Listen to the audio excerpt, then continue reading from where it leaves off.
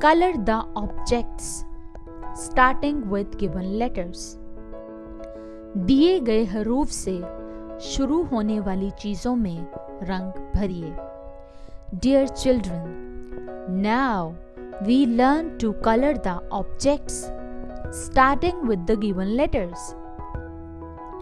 First, we shall identify the letter and the given pictures.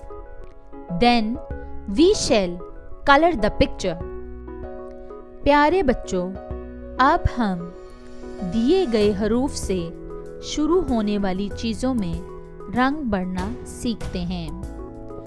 सबसे पहले हम दिए गए हरूफ और तस्वीरों को पहचानेंगे. फिर तस्वीर में रंग भरेंगे. Here we see U. U stands for umbrella. Now we search the picture of umbrella. Football, cup, umbrella. Yes, this is the picture of an umbrella. So, we color the picture of an umbrella. Here we see S. S stands for sparrow. There is the first picture of sparrow in the row. So, we color the picture of a sparrow.